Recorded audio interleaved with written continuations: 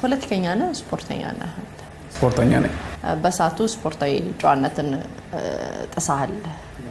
ጥሰህ በማይፈቀድ ሁኔታ የስፖርት አግባብ የሆነውን ነገር ጥሰህ ነው የወጣኸውና ለምንድነው እንደዛ ያረከው? የኦሎምፒክ ኮሚቴስ እንዴት ቅጣት አልጣለብ? እንኳን ለገና በዓል በሰላም አደረሳችሁ። በውጭ ሀገር ለምትኖሩ ትውልደ ኢትዮጵያውያን በሙሉ ታላቅ የኢንቨስትመንት ዕድል ከታላቅ ቅናሽ ጋር ይዘንሎት መጥተናል። በመሃል ከተማ ቤተ መንግስት አቅራቢያ ወዳጅነትና አራዳ ፓርክ ፊት ለፊት ከባለ 1 እስከ ባለ 3 መኝታ አፓርትመንቶችን ከ30% ታላቅ ቅናሽ ጋር አቅርበናል።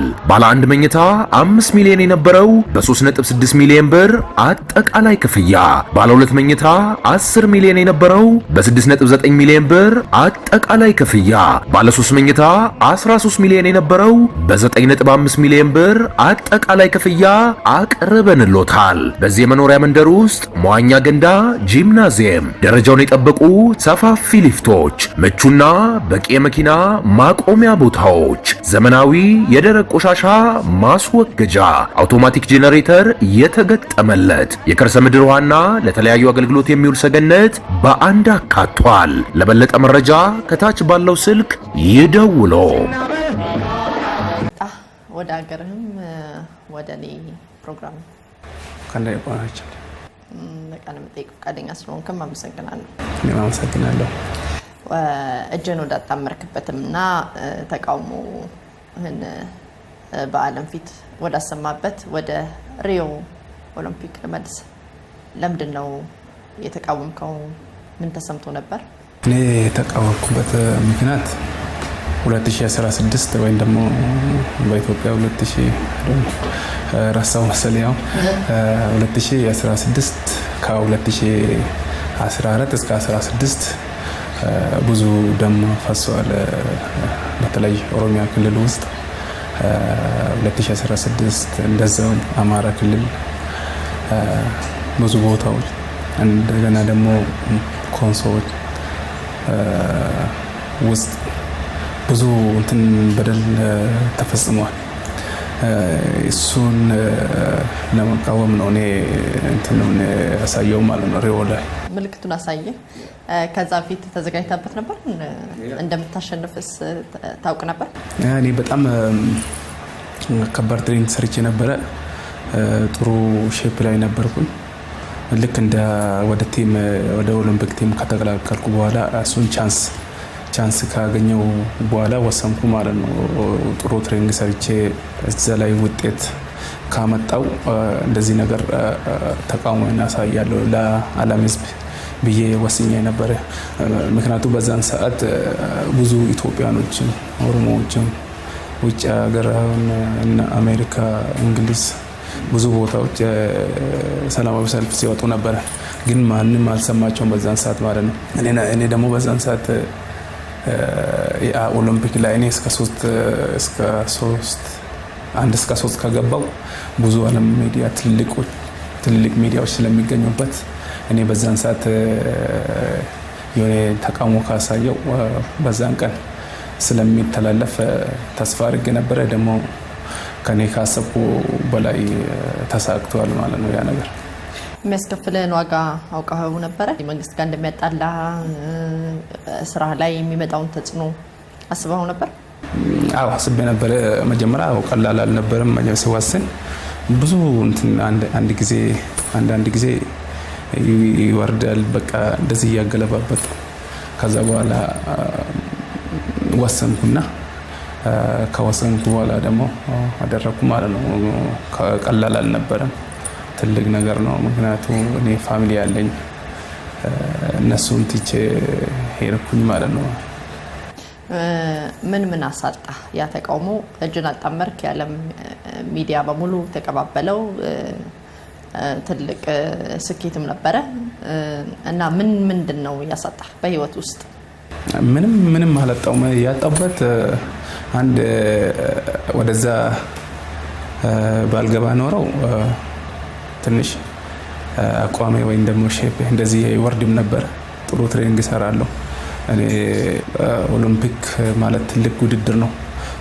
ዓለም ላይ ያለው ውድድር ራሱ በዛን ቀን አይቀርም፣ ሁሉም ያካተተ ነው። ኦሎምፒክ ማለት በየ4 ዓመት አንድ ጊዜ ብቻ ነው የሚገኘው። ስለዚህ እሱን ያሸነፈ ሰው ትልቅ ቦታ አለው። ውድድር ላይም ዝም ብሎ ሳይም ብዙ ነገር ነው።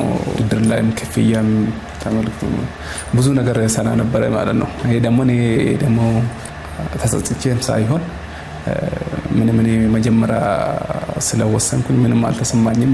ውድድር ከዚህ በላይ ያሸንፋለሁ ማለት ፈልጌ ነው። በሰዓቱ እጅን በማጣመር ያገዝከው የኦሮሞን ትግል ነው ወይስ የኢትዮጵያውያንን ትግል ነው? እኔ መጀመሪያ ያሳየሁት በዛን ቀን ራሱ ተናግሬ ነበረ። ኦሮሞ ብቻ አይደለም ሲሞት የነበረው በዛን ሰዓት ማለት ነው። እነ ኮንሶ፣ ገምቤላ፣ ሶማሌም፣ አማራ፣ ኦሮሞ ከነሱ ደግሞ ብዙ ጊዜ ትግሉም በጣም ተቀጣጠለው ኦሮሚያ ክልል ውስጥ ነው። ብዙ ሰው የታሰረው ኦሮሚያ ክልል ውስጥ ነው ማለት ነው። እኔ ያ ተቃውሞ ያሳየው ለኦሮሞ ብቻ ሳይሆን ለሁሉም ነው ማለት ነው። እዛ ሪኦ ላይ ራሱ ለፕሬስ ኮንፈረንስ ላይ እንደዛ ነው የገለጽኩት ማለት ነው። ኦሮሞ ብቻ አይደለም በዛን ሰዓት የተጎዳ፣ ግን መጠኑ የተለያየ ነው። ፖለቲከኛ ነህ? ስፖርተኛ ነህ? ስፖርተኛ ነኝ። በሰዓቱ ስፖርታዊ ጨዋነትን ጥሰህ በማይፈቀድ ሁኔታ የስፖርት አግባብ የሆነውን ነገር ጥሰህ ነው የወጣኸውና ለምንድን ነው እንደዛ ያደረከው? የኦሎምፒክ ኮሚቴስ እንዴት ቅጣት አልጣለብ? አንድ ነገር ያስገድዳል። በጣም ገፍቶ ከመጣ የግድ ነው ይጣሳል ማለት ነው። ምክንያቱም በዛን ሰዓት ከህፃን ከ7 ዓመት እስከ 80 ዓመት ያሉት መሀል ሰው ሞቷል። የቀረ ሰው ብዙ ሰው አልቋል። ኦልሞስት ወደ 500 አካባቢ ደርሷል። እኔ በዛን ሰዓት ራሱ ማለት ነው። እኔ እንደውም ትንሽ ነው በጣም ብዙ ነው ብዬ ነው የወሰድኩት እኔ በዛን ሰዓት። ከዛ ወዲህ ጭራሽ የባሰ ነው ሰው ያለቀ ማለት ነው ኢትዮጵያ ውስጥ። ስለዚህ እዛ ማለት እኔም ፋሚሊ አለኝ። ያ ህዝብ ላይ የደረሰ እናትም አባትም እዛ ቢኖሩ ኖሮ ይሞቱ ነበረ። እኔ ደግሞ እስከዛ ድረስ ቁጭ ብዬ ለኦሎምፒክ ህግ የሚያከብርበት ሰዓት አልነበረም ማለት ነው በዛን ሰዓት። ምን አሉ የኦሎምፒክ ኮሚቴው? እንዴት ሳይከስ ቀረ? በምን ተማምናችሁ ነው? እኔ ምንም አልሰማሁም። ከዛ ወዲህ ቢከሱም ምንድነው ሜዳሊያም ብሰረዝ እኔ የፈለኩት ያ የህዝብ ትግል የህዝብ ድምፅ ታፍኖ የነበረው ስላወጣው በዛን ሰዓት እሱ ስለተሳካልኝ እኔ ኦሬዲ እኔ የፈለኩ መንገድ ላይ በእኔ በፈለኩበት መንገድ እኔ የፈለኩት እሱ ነገር ለኔ ተሳክቶልኛል በዛን ሰዓት። ስለዚህ እኔ በዚህ በኩል ጭራሽ ያልሰማው ከወር ይሁን 2 ወር በኋላ ያንተ ሜዲያ ላይ ጸደቀ ምናምን አሉና ነገሩን። ጭራሽ እንደተከሰሰ ራሱ አልሰማሁም። እንደዛ ነው የሰማሁት። ብሰረዝ ቢቀጣ ምንም ማለት አይደለም። አሁንም የሮጡት ከዛ ወዲህ ብዙ ሩጫም አይደለም። ውድድሩም ጭራሽ አላሸነፍኩም። እንደገና ደግሞ ወደዚህ ነገር ሲገባ እኔ ከሩጫ ውስጥ ወጥቼ ነው የሄድኩት ማለት ነው። እዚህ ራሱ ትሬኒንግ ቀላል ነገር አይደለም። አገሬ ውስጥ ሆኜ ከልጆች ከኮቼ ጋር ሆኜ ራሱ ውድድር በጣም ከባድ ነው። ስለዚህ ውጭ ሀገር ቀርቼ ደግሞ በጣም እንደሚከብድ አውቃለሁ። ጭራሽ አይታሰብም። ከሩጫ ራሱ መጀመሪያ ወጥቼ ነው የሄድኩት ማለት ነው እኔ በዛን ሰዓት። ስለዚህ ቢቀጣ ምንም አይመስልም። ከስፖንሰሮች ጋርስ ምንም አይነት ግጭት ውስጥ አልገባችሁም? ከዛ በኋላ እና አዲዳስ እና ሌሎቹም ወዲያውኑ ነው እንደዚህ አይነት ነገሮች ሲኖር የሚሰርዙት? አይ አልነገሩኝም። እነሱ የሚሰርዙት ኦሎምፒክ በዛ እንትን ቢቀጣ ኖሮ ሊሰርሱት ይችላሉ። እና ከዛ በኋላ ናይኪ እስካሁን አልቆመም። ሁሉም ኮንትራትም እስካሁን እንደቀጠለ ነው። እሱ እንደውም እኔ ውድድር አሸንፌ ማላቅም ከናይኪ ጋር ነው ዛሬ ራሱ የሰራው ማለት ነው። እነሱ ደግሞ ምንም አልነገሩኝም።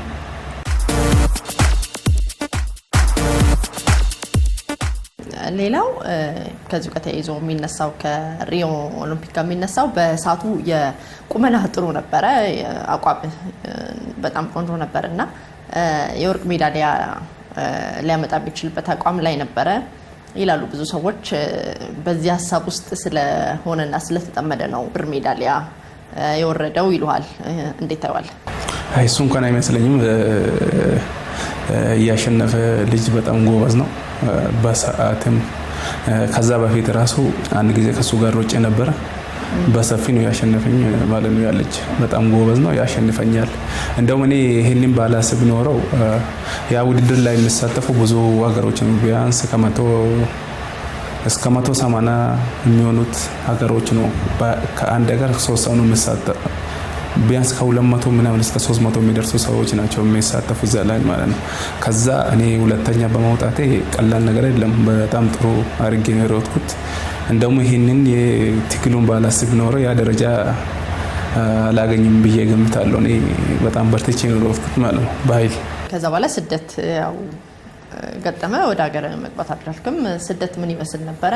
ከስፖርተኛ ስለሆንክ ከመልክዓ ምድሩ፣ የአየር ሁኔታው፣ ከዛ በኋላ በሜዳሊያ ለማግኘት ከስደት ኑሮ ጋር ይገናኛል ወይ? ስደት ምን ይመስል ነበር? ስደት በጣም ከባድ ነው፣ ቀላል ነገር አይደለም። እኔ በፊት አጭር ርቀት ስሮጥ እስከ 10,000 ነው የምሮጠው። 10 ኪሎ ሜትር 10 ኪሎ ሜትር የሮጥኩ ጊዜ ለ3 ውድድር ነው ውጭ የሚሄደው። ለ3 ውድድር ስለሆነ እዛ ነው የሚቆየው። ለ3 ሳምንት ነው የሚሄደው ማለት ነው።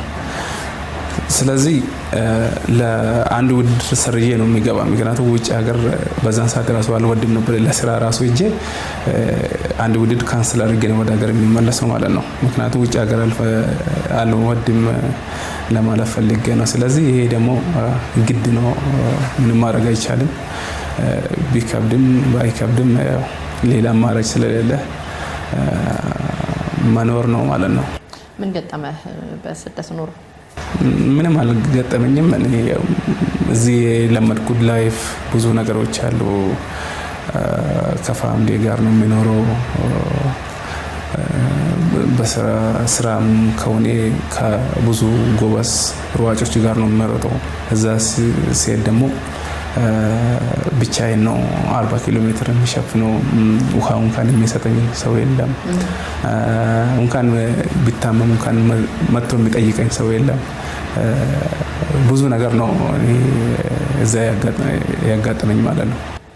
ምናልባት በሜዳሊያ ስኬት ማጣት ከዚህ ጋር ይገናኛል? ምን አይነት ነበር ለትሬኒንግ ስትሰራ ነበር ወይ?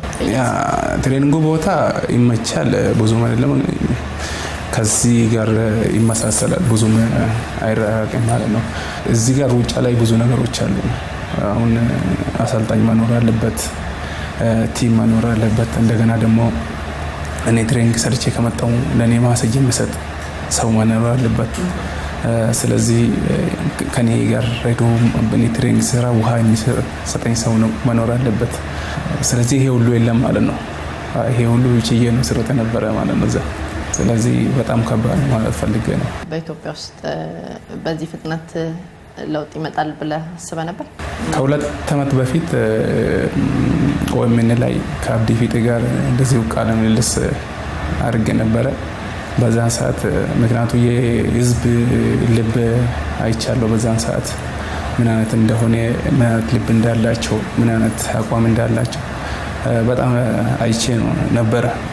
ስለዚህ እኔ 2 ዓመት በላይ እዚህ አልቆይም ብዬ ነግሬ ነበረ ማለት ነው። ኦልሞስት ተሳክቷል ማለት ነው። ያ ስለዚህ በአጭር ጊዜ እንደሚሆን ገምተህ ነበረ? ያ ገምቼ ነበረ። አብረው ባሉ ጓደኞች፣ በአትሌቲክሱ ዙሪያ ላይ ያሉ ጓደኞች ምን ገጠመህ? እጅን ካጣመርክ በኋላ ምንድን ነበረ ምላሻቸው የነበረው? ለነሱ እኔ ውድድር መጨረሻ ነበረ ከሁሉም። ከዛ ስቴዲየም ይዘጋል። ከዛ በኋላ ውድድር የለም። የኛ መጨረሻ ነበረ። ሌሎቹ ደግሞ ሮጠዋል፣ በቲቪም ሲያዩ ነበረ። እኔ ወደ ኦሎምፒክ መንደር ስመለስ ሁሉም ያለቅሳል ቁጭ ብለው ማለት ነው። እኔ እንደውም እነሱን ሲያይ ከፋኝ መልሶኝ ማለት ነው። መጀመሪያ ምንም አልመሰለኝ እና አሁን ራሱ ውድድር ላይ እንገናኛለን ከብዙ አትሌቶች ጋር። ያው እኔ ደግሞ ወደ ሀገር እንዳልመለስ ስለተረዱ እኔ ደግሞ እዛ ስቀር እነሱ እዛ ትቶ ወደ ሀገር ለመመለስ ከበዳቸው እና ከዛ በኋላ ውድድር ላይ እንገናኛለን። መጀመሪያ ሲያዩ ያለቅሳሉ። ልክ በጣም ጥሩ ፍቅር ነው ያሉት ማለት ነው ለኔ። ስደት አሜሪካ በነበርክበት ጊዜ ላይ ከሚዲያዎች ሸሽተ ነበር ተብሏል። ለምንድን ነው ከተወሰነ ጊዜ በኋላ ወደ ሚዲያዎች መቅረብ አትፈልግም ነበር ተብሏል? አይመስለኝም። እሱ እንኳን እኔ ሪዮ 2 ሳምንት ቆየው። ከሪዮ በኋላ ደግሞ አንድ ቀን ፍላይት ወደ አሜሪካ ገባው። ከዛ በኋላ ዲሲ ገባው። አንድ ቀን መሰለኝ አንድ ቀን ረፍት ወስጄ ነው ወደ ሚዲያ እንትን የገባው ማለት ወደ ኢንተርቪው። 2 ዓመት በኖርክበት ጊዜ ውስጥ እንደገባ ሳይሆን እዛ በኖርክበት ጊዜ ውስጥ ከተወሰኑ ጊዜ በኋላ ሚዲያዎችን ሸሽተሃል ተብሏል። አይመስለኝም ያለው ነው አላስታውስም። እኔ አንድ ቀን ነው እዛ የቆየሁት። ከአንድ ቀን ቆይታ በኋላ ሚዲያ እንደጀመርኩ ነው የሚያስታውሰው እንጂ እሱን አልሸሸውም። እኔ አላስታውስም ማለት ነው። ከሌሎች አትሌቶች ይለየኛል የምትለው ነገር አለ? የተለየው ነኝ ብለህ የምታስበው? አዎ ከነሱም ለየት የሚያደርገኝ እነሱ በጣም ጎበዝ ሯጮች ነበሩ። እኔ ደግሞ በችሎታ ከነሱ በታች የሚለኝ ከሆነ ይሄ ነው፣ ሌላ ነገር አይደለም። እነሱ ሁሌ ነው የሚያሸንፈው። ከችሎታማ ከነሱ በታች ልትሆን አልችልም። እኔ እንኳን ብር ሜዳሊያ ለመጣው እነሱ ሁሌ ወርቅ ነው ደራርበው ነው የሚያመጡት እንጂ አንድ ነን ምንም አለየም። ከዛ ከነሱ የተለየው ነኝ ብላ አታስብም? የሚዲያዎች ድምጽ ይዞ በመውጣት ሜቢ እሱን ሁሉም ያውቃል። ከልባቸው ውስጥ ሁሉም አላቸው። ይሄንን ትንሽ ሜቢ እኔ ቶሎ ወጣ አድርጌ ስለ አሳየው ነው እንጂ ሁሉም አላቸው ብዬ ገምታለሁ። ይሄ እኮ የዜግነት ጉዳይ ነው። ስለዚህ ሁሉም ይገናኛሉ ከብዙ አትሌቶች ጋር አላቸው እንደዚህ አይነት ፊሊንግ ማለት ነው። ሜቢ እንደኔ ቶሎ ስላልወሰኑ ነው እንጂ አላቸው እንደዚህ አይነት ፊሊንግ ማለት ነው። በሰዓቱ ከመንግስት ጋር ተጣላችሁም አይደለ? እዚህ እንዳትገባ የሚል ክልከላ አልነበረብህም? ምንም ነገር አልተናገሩም? ፌዴሬሽኑ ምንም አላለም? ለምን በዛው ቀረ? እኔ ብዙ ሰው ነው የማውቀው እዚህ ብዙ እስረኞች እጄ ጠይቃለሁ፣ እንዴት እንደታሰሩ ሁሉ አውቃለሁ። ስለዚህ ሌላ ዝም ብሎ ነው የሚገባው እስር ቤት ከሜዳ ዝም ብሎ ታፍሶ ነው የሚያስገቡት። እኔ ደግሞ ያ ሁሉ የመንግስት ያ ምስጢር አውጥቼ ምንም ማድረግ ማለት ከባድ ነው።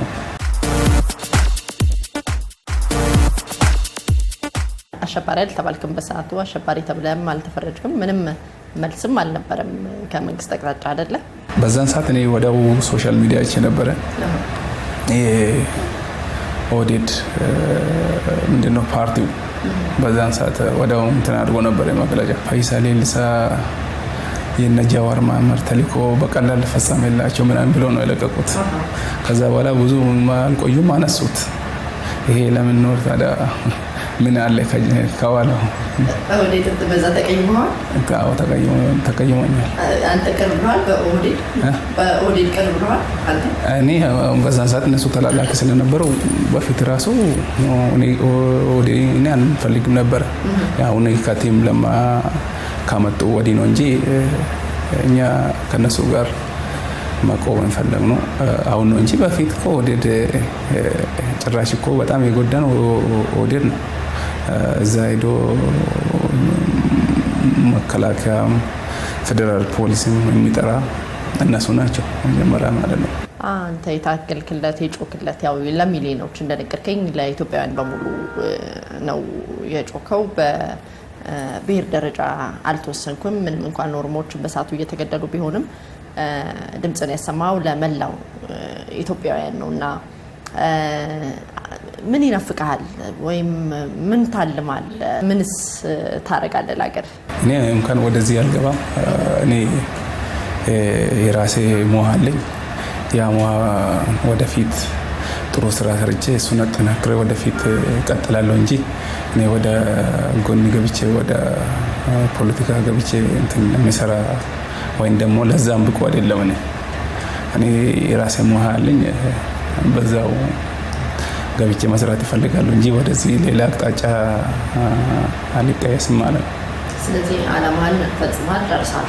ያ ከዚህ በኋላ በዚህ አይነት ተቃውሞ ውስጥ አናይም ማለት ነው አይደለም። አሁን የአሁኑ መንግስት እንደ በፊቱ የሚሆን ከሆነ እቃወማለሁ።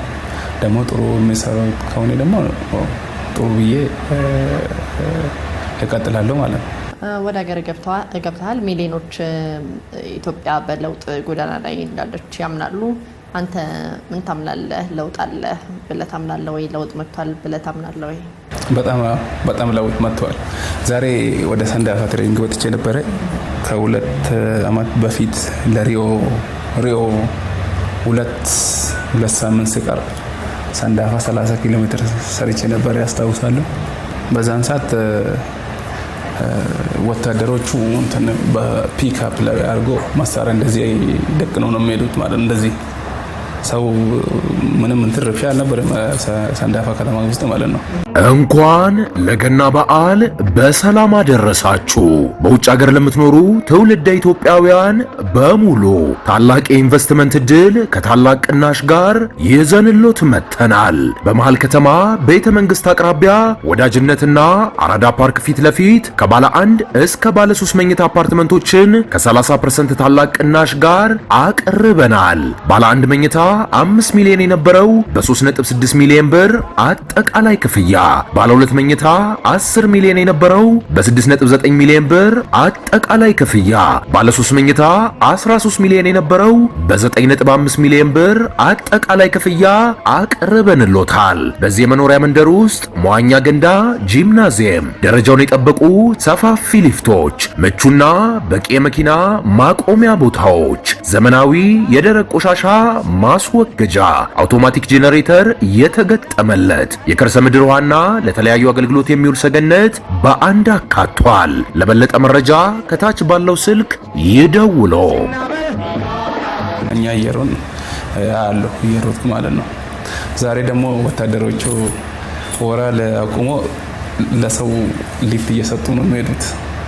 ይሄ ራሱ ቀላል ነገር አይደለም። እኔ በጣም ደስ ብሎኝ ነበር ጭራሽ እና ይሄን አይል ለውጥ መጥቷል። በጣም ለውጥ እንደመጣ አያው ማለት ነው። ህዝብ ራሱ ከነሱ ጋር ይቀላቀለ ከነሱ ጋር ማኪና ራሱ ተሳፍሮ አይዱ ማለት ነው። በዛን ሰዓት የሚጠጋ ሰው የለም። ዛሬ ደግሞ እንደዚህ አይነት ሲመጣ በእውነት በጣም ደስ የሚል ነው። ብዙ ለውጥ አለ። ከመጣ ዛሬ ገና ነው ወደ ትሬኒንግ ሄድኩ። ያው እንዴት አገኘው? አልከበደህም? ብዙም አልከበደም። እኔም ትንሽ ነው በደንብ ወደ ትሬኒንግ ስላልገባው ቀስ ብዬ ስለምሮጥ ብዙም የሚከብድ አይደለም። ከዚህ በኋላ ተመልሰህ ጠቅላላህ ነው አይደል? ወደዚህ የመጣው? አዎ ተመልሰህ ሄዱ? አልሄድም። አሁን ትንሽ ከ3 ወር በኋላ ወደዛ መመለስ አይቀርም። ምክንያቱም አሁን ልጆቼ እዛ ናቸው።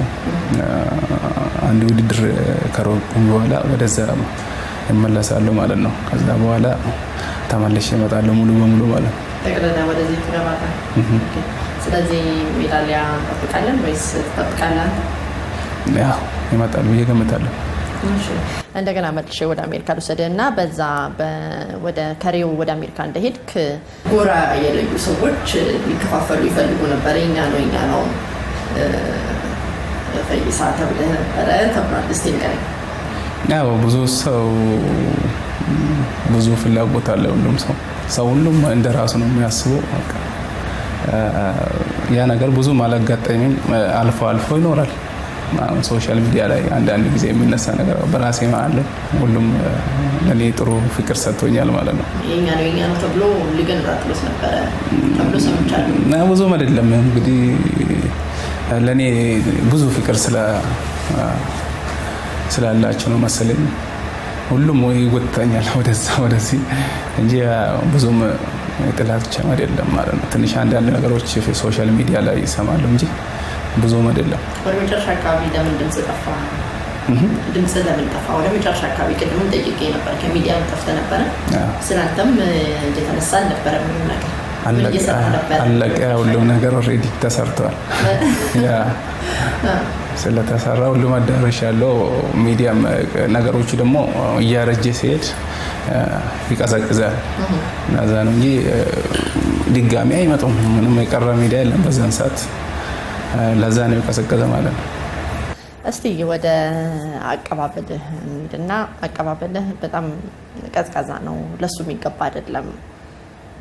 እሱ ከሰራው ስራ ከታገለው ትግል አንጻር በጣም ቀዝቃዛ ነው ተብሎ በብዙሃን ዘንድ ቅሬታ አለ። ለምንድን ነው አቀባበልህ እንደዛ የቀዘቀዘው? እኔ እሱ ራሱ አላሰብኩም። ምክንያቱም እኔ የዚህ ሀገር ዜጋ ስለሆንኩኝ ብዙ ግዴታ አለኝ። ግዴታ እኔ እወጣለሁ ለህዝቤ ለሀገሬ ማለት ነው። ስለዚህ የሰራው እኔ ብዙ ወደ አቀባበል የሚያስከድ አልመሰለኝ። መጀመሪያ ራሱ እኔ ሲመጣ ራሱ ሻንጣዬን ወስጄ በዛ ገባው መለሱኝ፣ ደውሎ መለሱኝ ማለት ነው። ስለዚህ እኔ እንደውም አልጠበቅኩም። እኔ እንደ ትልቅ ነገር ነው ያየሁት ማለት ነው። እንደገና ደግሞ ዘንድሮ አቀባበል በጣም በዝቷል። እንደገና ደግሞ ሰው ራሱ ሰልችተዋል፣ በጣም ይከብዳል። እንደገና ደግሞ ሌላ ከክፍለ ሀገር የሚመጡ አለ፣ እንደገና ደግሞ ትራንስፖርት አለ፣ ብዙ ነገር አለ። ስለዚህ በጣም ይከብዳል። እኔ በእውነት እንደ ትልቅ ነገር ነው ያየሁት። ህዝቡ በጣም ከፍቷል። አቀባበሉ በጣም በዝቶ ነበረ። ምክንያቱም እሱም ትንሽ ሳይከብዳቸው አይቀርም። አንተ ራስህ አልፈለክም ነበር? እኔ አልፈለኩም። እኔ ምንም አልፈለኩም። እኔ ምክንያቱም እኔ እንደ ትልቅ ነገር አላየውም የሰራሁት ማለት ነው። ለሰው ነው እንጂ ጥሩ ነገር ሰርተሃል አንተ ጀግናችን ነው ምናምን ይሉኛል እንጂ እኔ ከዚህ በላይ የሚያስከፍለኝ ካለ ወደፊት ራሱ ከዚህ በላይ ወደፊት ሌላ ነገር መስራት እፈልጋለሁ እንጂ እስካሁን ብዙ ሰርቻለሁ ብዬ እኔ የሚኮራበት ነገር አይደለም። አንተ ከአሜሪካ ከመምጣት በፊት እንደው ምንም ማስጠንቀቂያ አልሰጠህም? ማንም ሰው እንዳይቀበለኝ አልፈልግም፣ ግርግር እንዳይኖር ብለህ አልተናገርኩም? ብዬ ነበር መጀመሪያ። እኔ ኦነግ ከገባ በሳምንቱ መሰለኝ በፊት። ከዛ እዚህ ከተማ ውስጥ ትንሽ ግርግር ስለነበረ እንደገና ደግሞ በእኔ ምክንያት እንደዛ ነገር እንዳይከሰት ምናምን ብዬ ካንስል አደረኩኝ። ከዛ ደግሞ ከወር በኋላ መጣሁ ማለት ነው። ለዛ ነው እኔም አልፈለኩም ማለት ነው። ብዙ ፖለቲከኛ ነው፣ አክቲቪስትም ነው። በኦሮሞ ፖለቲካ ውስጥ በጣም ትልቅ ቦታ የሚሰጠው ጃዋር መሐመድ ተቀብሏል። ከሱ ጋር ያለህ ግንኙነት ምንድን ነው? ከጃዋር ጋር ውጭ ሀገር ሁለት ጊዜ ግን ነው የተገናኘሁት። አልፎ አልፎ ብዙ ማን ይደዋወልም፣ አልፎ አልፎ ይደውላል። እኔም ደግሞ ዝም ብዬ ከፈለኩ እደውላለሁ። ከዚህ በላይ እኛ ግንኙነታችን በእንትን በኩል ነው፣ በትግል በኩል ነው እንጂ ሌላ ነገር አይደለም ማለት ነው። እንዴት ተቀበለ? እንደ ጥሩ ነው የተቀበለው። ምክንያቱም እነሱ ብዙ ጊዜ ሰላማዊ ሰልፍ ወጥቶ አሜሪካ ብዙ ስቴት ላይ ሰላማዊ ሰልፍ ይወጡ ነበር። ከዛ እንደዛ ሆኖ የነሱ ድምጽ ያልተሰማ እኔ ደግሞ መጥቼ እንደዛ ነገር ሰፋ አድርጌ ሁሉም ሚዲያ ላይ ብዙ ሚዲያዎች ተሳትፈውበት ዓለም አዳርሰዋል። የትግላችን የዓለም ጆሮ ደርሶ ነበር። ስለዚህ እኔን በጣም አፕሪሺየት ያርግ ነበር እሱ በዛን ሰዓት ማለት ነው።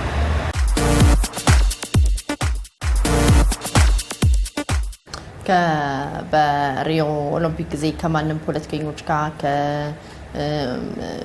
በሳቱ ከነበሩ ከመንግስት ተቃዋሚዎች ጋር ምንም ግንኙነት አልነበረም? ምንም አልነበረ። ምንም የፖለቲካ እንቅስቃሴው ሳትሳተፍ ምንም ግንኙነት ሳይኖር ነው የእጅ ምልክትህን ያረከው? እኔ ከመንግስት እንትን አላየውም። እኔ በራሴ ነው የወሰንኩት እንጂ እኔ የመንግስት ባለስልጣኖች በፊትም ከነሱ ጋር ቀርቤ አላውቅም። ከዛ ወዲህም ከነሱ ጋር የተገናኙበት ጊዜ የለም። ከመንግስት ባለስልጣኖች ጋር ሳይሆን ከመንግስት ተቃዋሚ ከነበሩ በሰዓቱ መንግስትን የኢህአዴግ መንግስትን ከሚቃወሙ ገዳይ ነው አፋኝ ነው ከሚሉ ሰዎች ጋር ግንኙነት አልነበረህም ወይ በሰዓቱ? አዎ ነበረኝ። በዛን ሰዓት እነዛ እና መሐመድ ደግሞ ራሱ መንግስትን ሲቃወሙ ነበረ። ከነሱ ጋር እሱ ነው ወደ ሚዲያ እንደውም ከሰዎቹ በሱ በአደሞ በኩል ነው በመሐመድ ደግሞ በኩል ነው የተገናኙ። ስለዚህ እነሱም ሲሳተፉ ነበረ እንደዚህ አይነት ላይ ከነሱ ጋር ደግሞ የግድ በዛን ሰዓት መስራት አለብኝ። እነሱም መንግስት ስለሚቃወም እኔስ መንግስት ተቃወምኩት። በዛን ሰዓት የግድ ያስፈልገናል፣ በጋራ መስራት አለብን ማለት ነው። መቼ ነው? ከሪዮ በፊት ነው? ከሪዮ በፊት እኔ ከማንም ጋር ተገናኝቼ አላውቅም። ከሪዮ በኋላ ነው እንጂ ከሪዮ በኋላ ነው። ከሪዮ በፊት ከማንም ጋር ግንኙነት ሳይኖር ለምንድን ነው እንደዛ አይነት ድምጽ ያወጣኸው ነው የብዙዎች እንግዲህ ሀሳብ የሚሆነው። አላረኩም። እኔ ከማንም ጋር አልተገናኘሁም። እዚህ እኔ ሁሌ እንትኖች ምንድነው እስረኞች እጠይቃለሁ። ከትሬኒንግ በኋላ ከእረፍት ጊዜ እጄ እስረኞች እጠይቅ ነበር። ከዛ እኔ እነሱን ካየው በጣም እናደዳለሁ። እጄ እስር ቤት ሁሉም ሰው ብዙ ሰው ተማሪዎች ምናምን የማውቃቸው ልጆችም ነበሩ። እኔ በዛ ነው ወደዛ የገባሁት እንጂ ወይም ሌላ ሰው ደግሞ መክሮኝ ሳይሆን እኔ በራሴ ውሳኔ ነው የገባሁበት። የምታውቃቸው ሰዎች ናቸው እስር ቤት የምትጠይቃቸው? ተማሪዎች ብቻ ናቸው? እኔ ተማሪ እስከዛ ድረስ ተማሪዎች ብቻ ነው የጠየቅኩት እንጂ አሁን አቡበከር ገርባ እዛ ውስጥ ነበሩ፣ እነሱን አልጠየቅኩም። ምክንያቱም በዛ በፊት ከነሱ ጋር ተገናኝቼ ምንም ግንኙነትም አልነበረኝ ማለት ነው። ጥሩ ነው። አሁን እንግዲህ ቅድምም እንደነገርኩ የለውጥ እንቅስቃሴ አለ ተብሎ በኢትዮጵያ ውስጥ ይታመናል። የአንዳንዶች ስጋት ደግሞ ለውጡ ይቀለበስ ይሆናል፣ ለውጡ ይታጠፍ ይሆናል ብለው ይሰጋሉ። አንተ እንዴት ታስበዋል? ወዴት ይታጠፍ አይመስለኝም። ካሁን በኋላ እንደዛ ማንም ያ ባርነት ተሸክሞ የሚኖር ሰው አይመስለኝም። የግድ ለውጡ ወደፊት ማይድ አለበት እንጂ ወደ ኋላ የሚመለስ አይመስለኝም። ምክንያቱም ማንም እሺ ብሎ የሚቀበል ሰው የለም። እኔ ለዛ ምንም ስጋት የለኝም። ይመለሳል፣ ወደ ኋላ ይመለሳል ብዬ ምንም ስጋት የለኝም። 100% እኔ በጣም ይተማመናለሁ ማለት ነው። ህዝብ አይቀበልም ተመልሶ። የግድ ሀገራችን ወደፊት እንድትራመድ የሚፈልግ ሰው በራሱ አስተዋጽኦ ማበረከት አለበት ማለት ነው እንጂ ወደ ኋላ አይመለስም። አሁን በስልጣን ላይ ካሉት ከነ ቲም ለማ ጋር ተገናኝተህ ታውቃለህ? አልተገናኘሁም። ከበጣም በኋላ እዛ ኤርፖርት እና ዶክተር ወርቅነህ ገበየሁ ያው እና አህመድ ሺዴ ያገኘው ከነሱ ውጭ ሌላ ሰው አላገኘሁም። ስለዚህ ያለውን የለውጥ እንቅስቃሴ ትደግፋለህ? በስተመጨረሻ እስካሁን ጥሩ ነው። እኔ እንደ ጥሩ ነው ብዬ ገምታለሁ፣ እደግፋለሁ። ወደፊት ምናልባት የተበላሸ ነገር ካጋጠመ እንደገና ትቀጥላለህ? የግድ ነው። ስንት ልጆች አሉ? 2። የት ነው የተወለድከው ያደግከው? የልጅነት ጊዜ ምን ይመስላል? እኔ የገበሬ ልጅ ነበርኩኝ። የልጅነት ጊዜ ደግሞ እንደ ማንኛውም የገበሬ ልጅ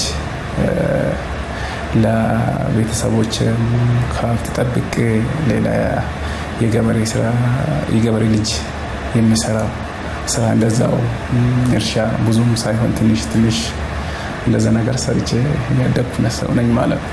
የት ነው የተወለድከው? ወደ ምዕራብ ሸዋ ወይም ደግሞ አምቦ ተብሎ የሚታወቅ ወደዛ ተወለድኩት ማለት ነው። ጀልዱ ወረዳ ቱሉ ውልቱማ የሚባል ቦታ። አትሌት እንደምትሆን ታውቅ ነበረ ወይስ አጋጣሚ ነው? ምንድን ነው ወደዚህ ያስገባ?